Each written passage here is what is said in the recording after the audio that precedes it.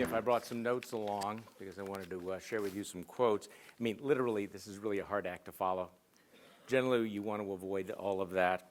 You know, I wish I had more than 5 minutes to give you my reaction to this play. And, you know, I read that the rep had commissioned Joanna Murray Smith to write a play about gun violence, and obviously she's done that. But I actually think she's written something better than that. I really do. I mean, what is the play about?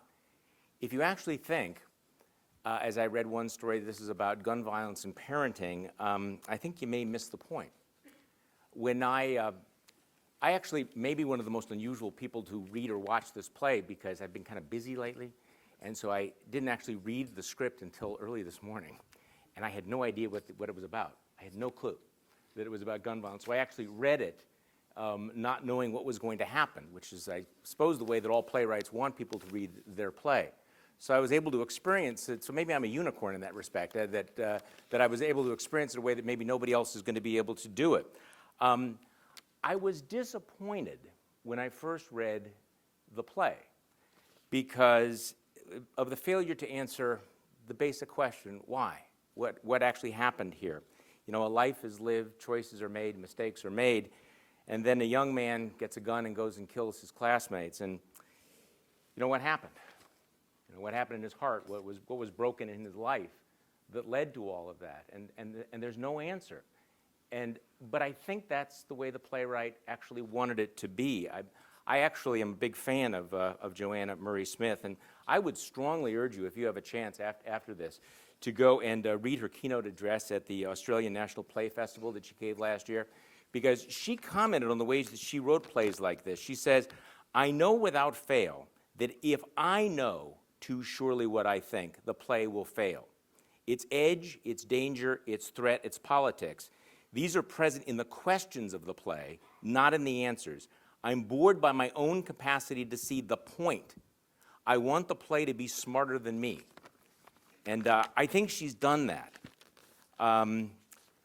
So if in fact you don't see this as a polemic, as a political point, I think you see what she's done here. I mean, I really love the metaphor of the wall for building a life, for building a country, for putting these things together, and of course that really haunting question at the end there, you know, what happened to America's song? And I think a lot of us experience that this year. I certainly do.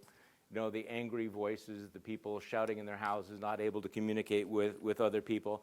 You have to ask yourself, what is that question? So I do think, and I know that some of you are going to want to talk about gun control, I want to think about that question at the end. What actually happened to America? What happened to the song? I'm not downplaying the role of gun violence. I'm thinking we could have that conversation again. I think it's kind of repetitious at a certain point. But I also think that we need to have that conversation about what's happened to us as a people, what's happened to our souls. And I was really thinking about the comment at the end where he's talking about the hate mail that he got, because I've had a really interesting 2 weeks. And some of you may have heard about it, and I probably got about 1,000, what I think you could safely call hate emails.